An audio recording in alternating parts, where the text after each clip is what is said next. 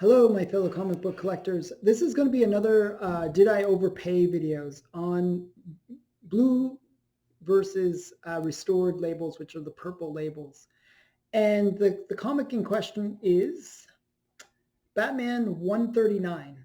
Okay, so this is a kind of a minor key because it's the first appearance of Batgirl, but this is not the Batgirl that is popularized. So that was later.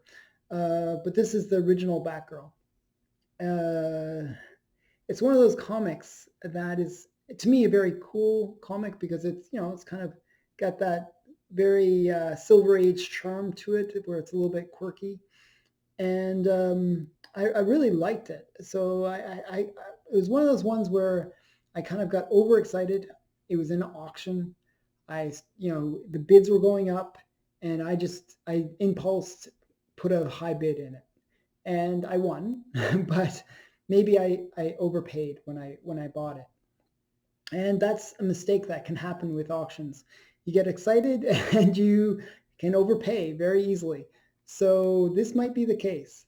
It's a I'll show you the type of restoration that was done on this comic. It's not obvious. I can't see it, but if you use like a blue light or a purple light, you can see the restoration. I don't happen to have a purple light. I could really use one. Uh, and if I used it, I could probably see where the restoration is. I believe that there is some like scuffing here on the comic, and maybe they had done some color touch around it. So that's where I'm guessing the color restoration was done. And but it is considered a slight restored comic, which means that there was very little color touch that was done to this comic, and that's all the restoration that was done to this comic. There's no trimming, or there's no married pages. There's nothing that would classify this as a moderate or extensive restoration. It's just a slight restoration.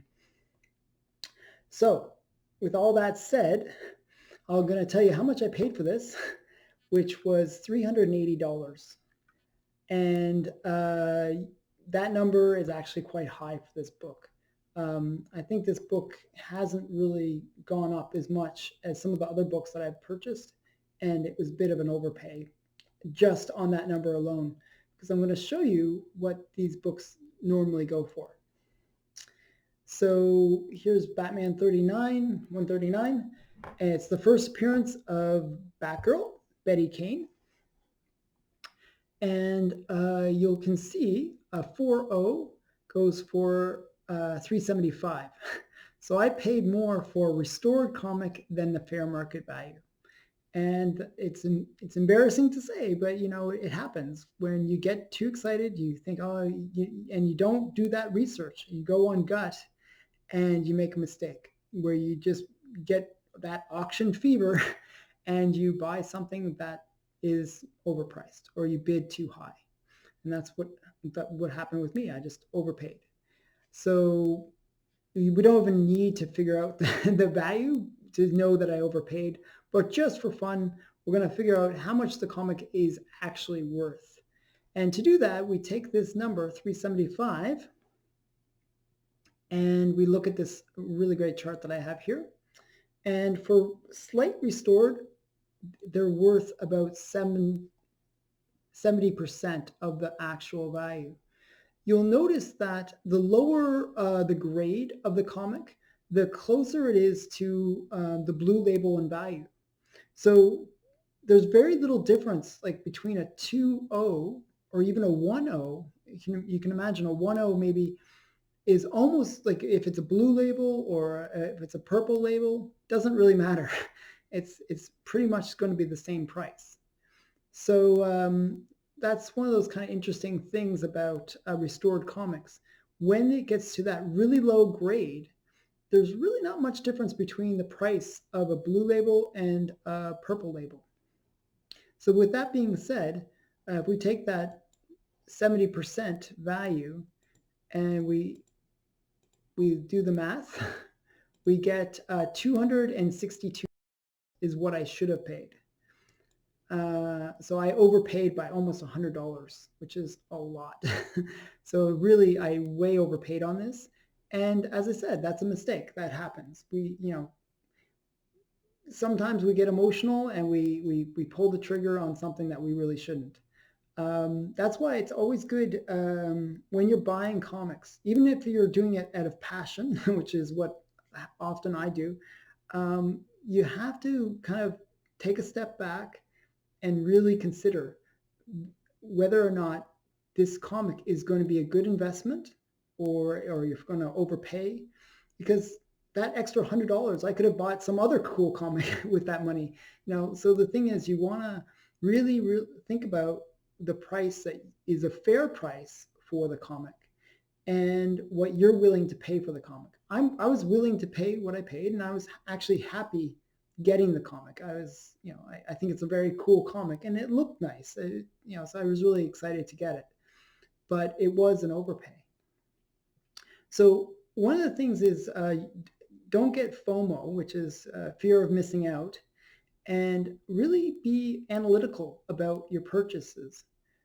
There's so many places where you can get comics nowadays. It's not like back in the older days when I was collecting in the 90s. There was really, your comic shop where you could really get comics. Uh, and it was very limited to whatever pricing they wanted to put out. You had the guides, but you didn't have much choice. If they said that they want to sell it for twice guide, well, that's what they sold it at. And you had the choice whether you're willing to pay that or not. And sometimes they would do crazy things like that. So with nowadays, we're not so limited. We have eBay, we have auction houses, we have many sources to buy comics. So don't ever get that fear of missing out and make this kind of mistake that I made. And I'm sort of being hypocritical by giving this advice, but it's very true that you gotta be a little bit more patient. And sometimes we get excited, we want something now, but I recommend be patient and enjoy the comics that you get, and never regret buying something and feeling that you have overpaid for it. So that's why having this knowledge that I'm trying to provide will give you that sense that you paid the right amount and that you're happy with your purchase. So I hope this has been a good video. I hope you enjoyed it. Thanks for watching. Check out my other videos on the series, and bye for now.